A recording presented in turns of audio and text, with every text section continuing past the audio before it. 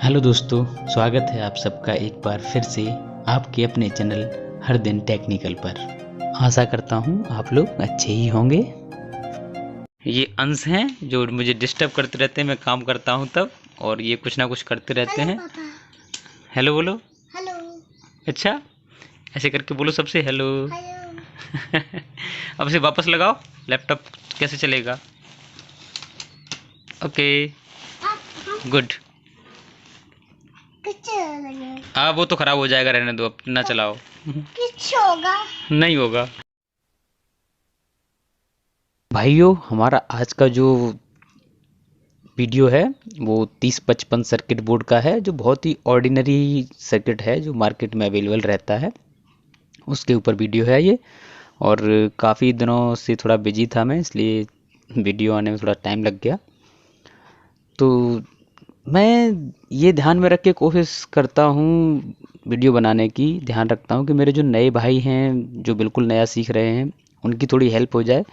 जो लोग पहले से जानते हैं उनके लिए तो वीडियो नहीं होते हैं इतने हेल्पफुल, क्योंकि उन्हें तो सारा कुछ पता ही होता है। तो मेरी कोशिश यही रहती है कि मैं सर्किट बनाने के साथ साथ आपको ये भी बताता चलूँ कि उसमें प्रॉब्लम कहाँ आ सकती है और किस तरह की आपकी प्रॉब्लम फेस होती है सर्किट में, और कहाँ किस तरह की वोल्टेज की प्रॉब्लम आती है, कहाँ कितना वोल्टेज आपको मेज़र करना है। तो ये है, और बाकी धन्यवाद है मेरे भाइयों का जो वीडियो देखते हैं और कमेंट करते हैं। आप कुछ ना लिखें तो कम से कम अपना जहाँ से बिलोंग करते हैं, जो आपकी सिटी है, आपका गांव क्षेत्र देहात जो भी लगता है वो आप लिख सकते हैं कमेंट में। उससे थोड़ा सा मुझे प्रोत्साहन मिलता है, बाकी कुछ नहीं है।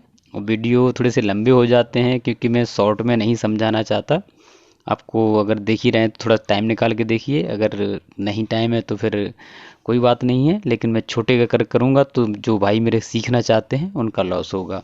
तो ज़्यादा छोटे करवाने की उम्मीद ना करें। आप स्किप करके अगर देखते हैं तो आपकी इच्छा है, मैं तो कहूँगा कि आप पूरा देखें तो ज़्यादा सही रहेगा, क्योंकि बीच बीच में मैं कुछ बताता रहता हूँ वो आपको समझ आता रहेगा।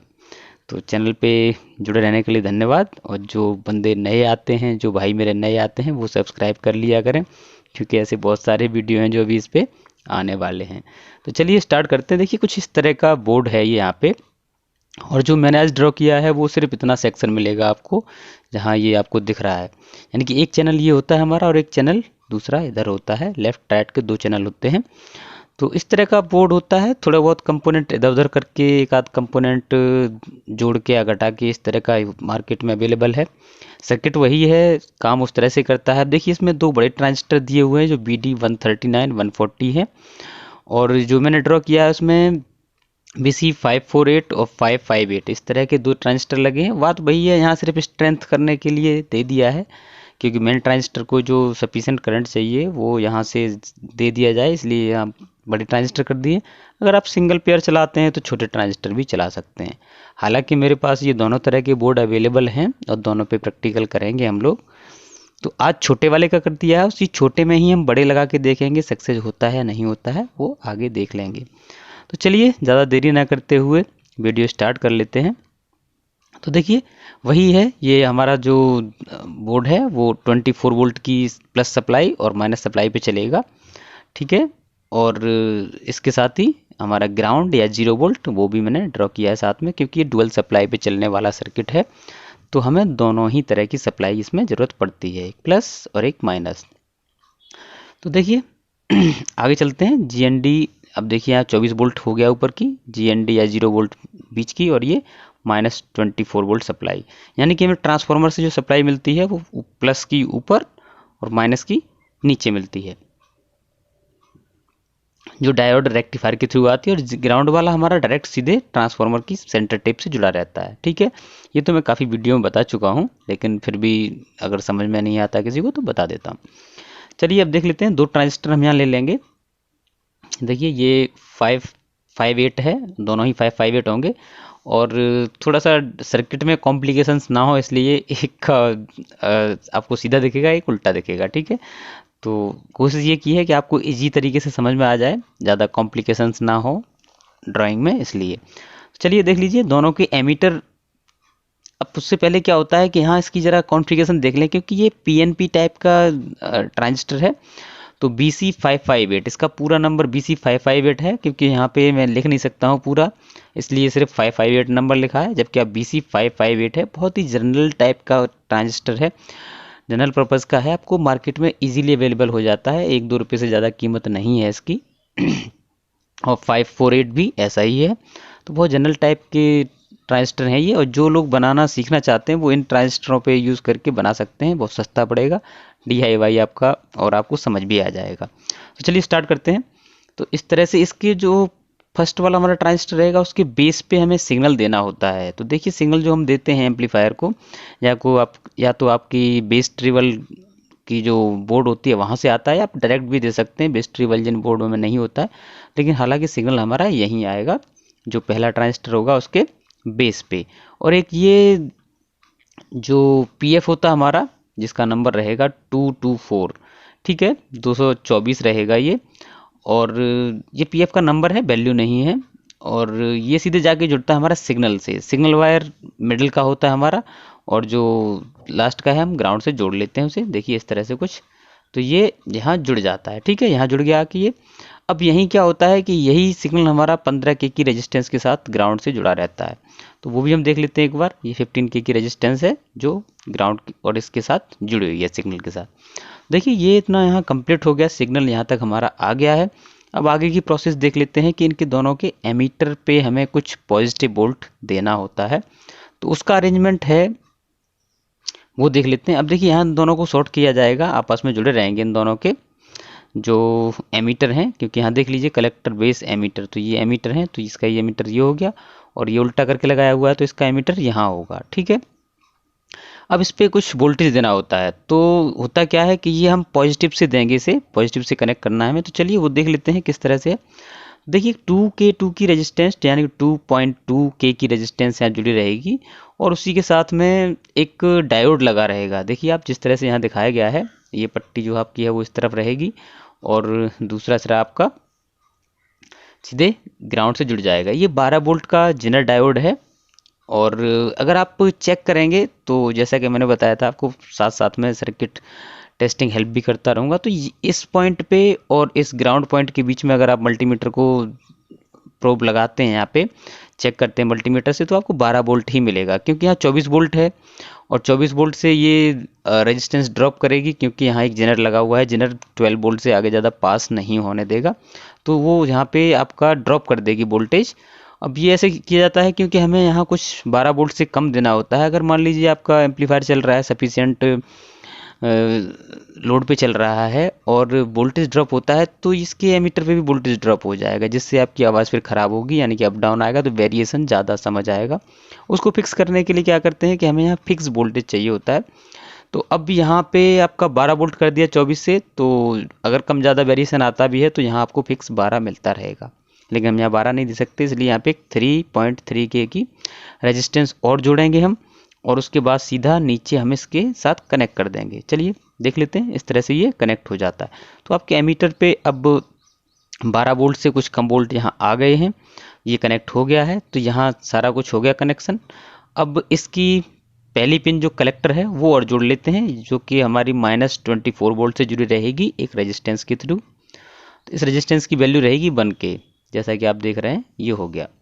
अब इसकी तीनों पिनें हैं वो जोड़ी जा चुकी हैं, इस ट्रांजिस्टर की 3 पिनें हैं, उसमें देख लेते हैं, क्योंकि इसकी बेस पे हम बाद में कनेक्ट करेंगे।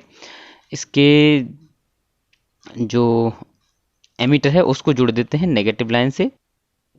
यहाँ देखिए ये लाइन थोड़ी डिस्टर्ब हो गई थी, मैंने इसे सही कर दिया है। अब आगे देखते हैं।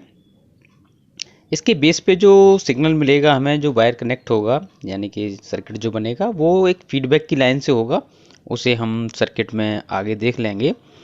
यहाँ हम जो काम करेंगे वो इस वाले ट्रांजिस्टर, जो मेन हमारा इनपुट का ट्रांजिस्टर है, उसके कलेक्टर से हमें सिग्नल आउट मिलता है, वहाँ से स्टार्ट करते हैं। तो देखिए यहाँ से जो हमें सिग्नल आउट मिलेगा वो सीधे एक ट्रांजिस्टर के बेस पे जाएगा। ये ट्रांजिस्टर रहेगा आपका 548। दरअसल ये BC548 ट्रांजिस्टर होता है। चलिए देख लेते हैं इसे। देखिए NPN टाइप का ये ट्रांजिस्टर है BC548। अब BC इस पे तो यहाँ बड़ा करके लिख दिया मैंने, यहाँ नहीं लिख सकते थे, इसलिए ये यहाँ पे आपको दिखा दिया है साथ में इसके नीचे पिन कॉन्फ़िगरेशन भी दी हुई हैं और दोनों की पिन कॉन्फ़िगरेशन सेम ही है। बहुत ही जनरल टाइप के ट्रांजिस्टर हैं ये और अवेलेबल भी आसानी से होते हैं मार्केट में। तो चलिए इसके हमें जो कलेक्टर होगा उससे आउट मिलेगा, उससे पहले हम यहाँ इसके एमीटर को -24 वोल्ट की लाइन के साथ जोड़ देते हैं और जो इसका कलेक्टर से आउट मिलेगा वो हमारे एक ट्रांजिस्टर पे चला जाएगा। तो चलिए देख लेते हैं इस तरह से। और ये एक ट्रांजिस्टर जहाँ रहेगा और इसका नंबर भी रहेगा 548 BC548, ठीक है। उससे पहले एक बात बता देते हैं आपको कि ये जो सिग्नल हमें यहाँ से मिलता है और यहाँ से एम्पलीफाई होके और यहाँ से तब इसके एमीटर पे जाता है, उसके बीच में एक पीएफ लगा रहता है। ये पीएफ डिसाइड करता है आपका जो एम्पलीफायर है वो किस रेंज में काम करेगा, कितनी फ्रीक्वेंसी वो सपोर्ट करेगा।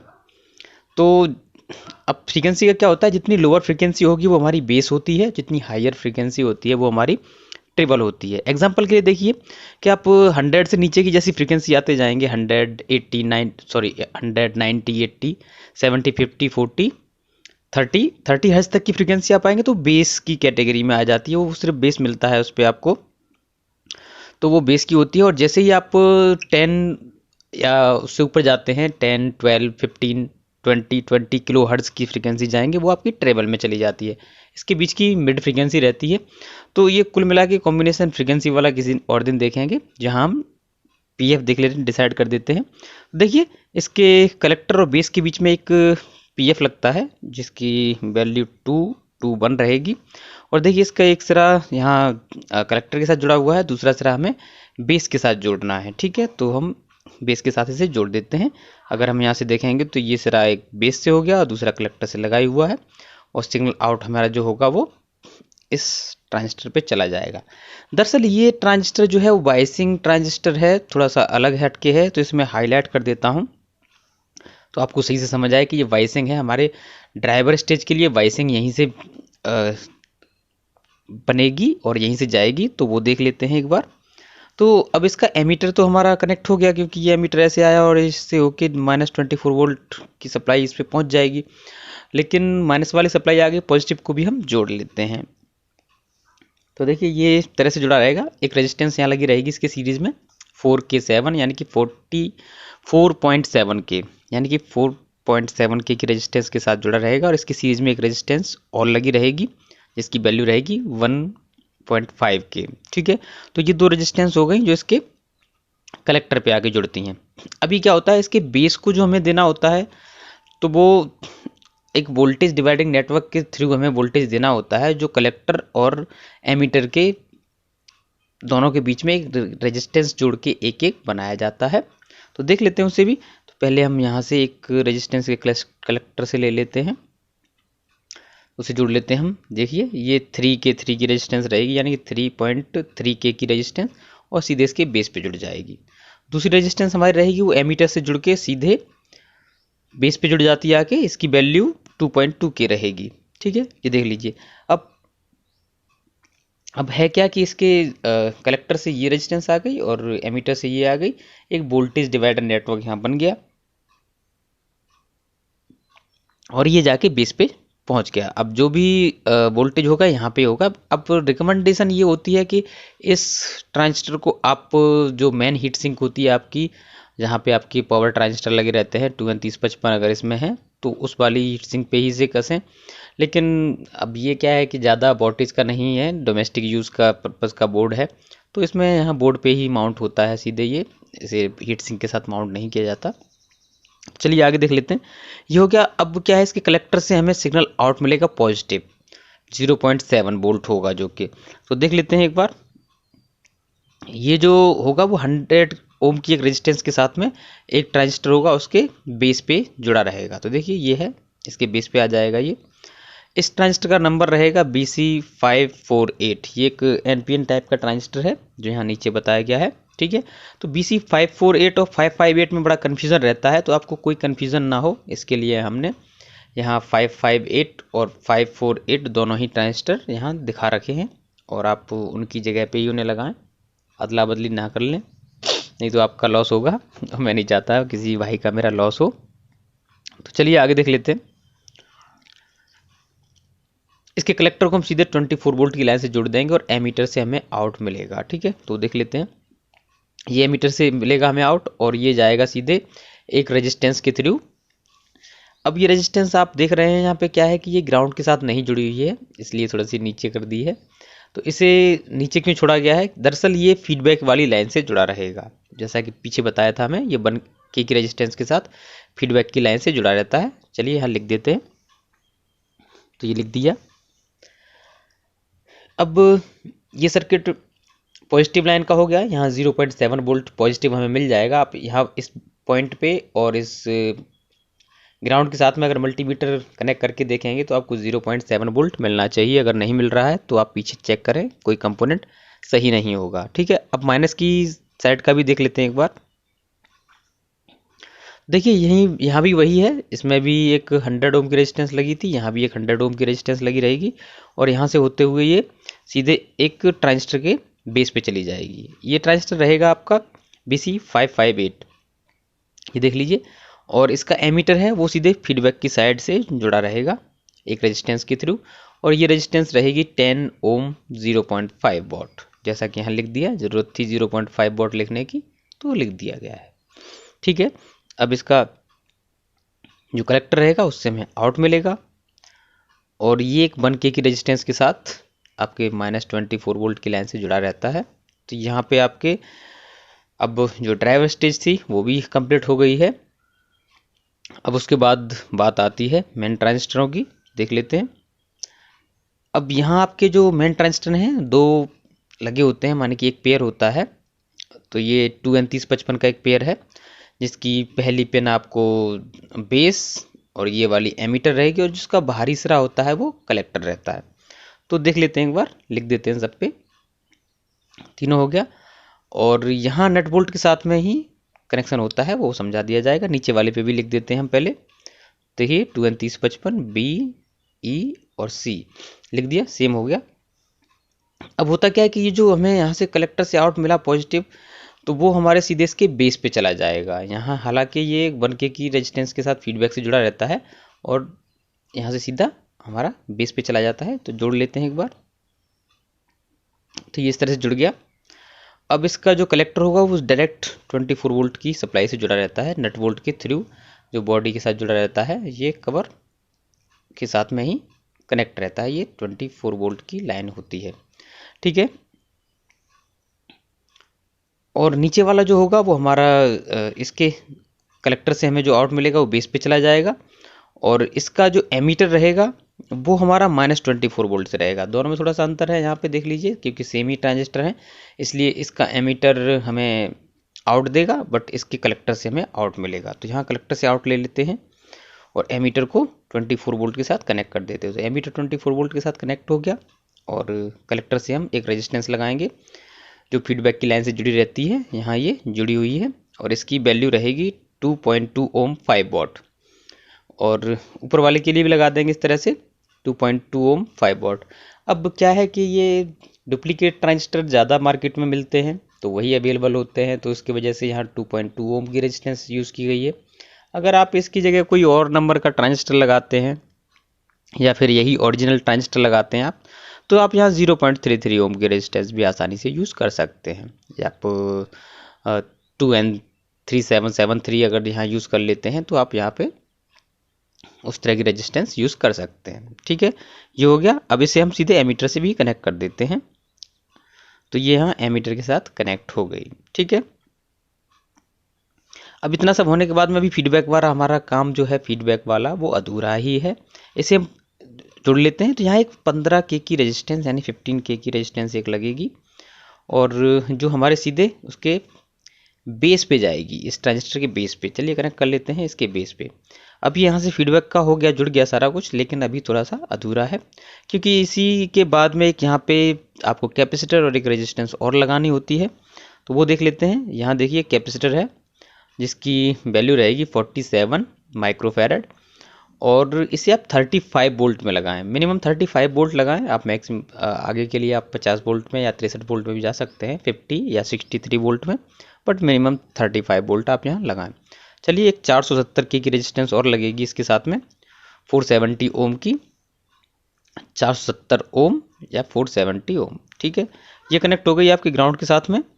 और अभी हम आगे देख लेते हैं। ठीक है, तो ये हो गया। अब यहाँ पे क्या होता है, ये फीडबैक की लाइन के साथ ही एक कैपेसिटर और जुड़ा रहता है, तो देख लेते हैं उसे। ये कैपेसिटर जो जुड़ा रहेगा, इसकी पोलैरिटी आप माइनस साइड इस तरफ रहेगी, प्लस इस तरफ, और ये भी 47 माइक्रोफैरड 35 वोल्ट लगाएं आप। तो ये सीधे यहाँ पे इस जगह जुड़ जाएगा। ये जो हमारी अरेंजमेंट है यहाँ पे, अब ये क्योंकि लगाया गया है इस तरह से कि आपके जब हम एम्पलीफायर को चला रहे होते हैं उस टाइम पे वोल्टेज अप डाउन होता है, तो ये उसको पूर्ति करके यहाँ पे स्टेबल रखता है। यहाँ पे आपका जो आवाज़ बढ़ाने पे जो फटती है, तो वो उसकी कमी को ये पूरा करता है, आवाज़ को स्टेबल रखता है, फटने नहीं देता। अगर आपकी वॉल्यूम बढ़ाने पे किसी एम्पलीफायर की आवाज़ फट रही है तो आप इस कैपेसिटर को ज़रूर चेक करें और हो सके तो रिप्लेस करके देख लें, तो ये आपकी उसमें हेल्प करेगा। ये बूट स्ट्रैप कैपेसिटर कहलाता है, जो फीडबैक और सीधे आपके वाइसिंग ट्रांजिस्टर जो होता है उसके कलेक्टर के साथ जुड़ा रहता है। ठीक है, एक रेजिस्टेंस के थ्रू। तो ये हो गया। इतना होने के बाद में ये यहाँ सर्किट बन जाता है इस तरह का। अब इसके बाद स्पीकर आउट बचता है हमारा यहाँ पे, तो स्पीकर आउट भी देख लेते हैं। स्पीकर आउट सीधे हमें यहाँ इसके मिडिल से मिलता है। एक्चुअली जो स्पीकर आउट होता है वही फीडबैक बन के आगे हमारा डिफरेंशियल स्टेज के ट्रांजिस्टर पर चला जाता है। तो यहाँ स्पीकर आउट लिख देता हूँ मैं। अब स्पीकर आउट हमें जो मिलता है वो स्पीकर के लिए एक सिरा हमारा यहाँ लगता है प्लस वाला, और माइनस हमारा ग्राउंड 0 वोल्ट के साथ कनेक्ट होता है। तो यहाँ हम एक जोबल नेटवर्क और देख लेते हैं, तो वो एक पीएफ के थ्रू बनता है, पीएफ और रेजिस्टेंस का कॉम्बिनेशन। तो ये पीएफ है 104 और एक रेजिस्टेंस है 2.2 ओम की, 0.5 वॉट आप लगाएंगे। आपने वाइट रेजिस्टेंसों के पीछे की तरफ लगी देखी होगी, वही ये रेजिस्टेंस होती है। तो ये हो जाता है इस तरह का। और इसमें मैंने कोशिश की है कि जो रेजिस्टेंस लगी हैं वो रियल कलर कोड में है, आपको प्रॉब्लम ना हो इसके लिए। तो वो आगे आप यहाँ देख सकते हैं किस तरह से कौन सी रेजिस्टेंस यहाँ लगी हैं, कितने वैल्यू की, और ट्रांजिस्टर भी दिए हैं, और ये यहाँ पे कैपेसिटर दिया है। पीएफ इसलिए नहीं दिया है क्योंकि वैल्यू वहाँ आपको समझ आ ही जाती है, वहाँ दिक्कत नहीं है ज़्यादा। यहाँ आपके सिरे देख लें आप दोनों कैपेसिटर के, और इनकी वैल्यू बिल्कुल अपनी कोशिश मैंने की है पूरा परफेक्ट करने की। बाकी अगर कुछ कमी होती है तो उसके लिए क्षमा चाहूँगा। तो ये था आज का वीडियो। उम्मीद है मेरे भाइयों को पसंद आया होगा। जो नए भाई हैं मेरे, उनकी हेल्प होगी इससे। आप कमेंट में ज़रूर बताएं कहाँ से देख रहे हैं, और अगर आपकी हेल्प होती है तो आप लाइक और चैनल को सब्सक्राइब कर सकते हैं। तो जो मेरे नए व्यूअर होते हैं वो सब्सक्राइब कर लें, क्योंकि इस तरह के बहुत सारे वीडियो आपको मिलते रहेंगे। तो ये आज का वीडियो था, इतना ही है इसमें वीडियो में। मिलते हैं किसी अगली वीडियो में, देखेंगे उसमें कोई नया सर्किट।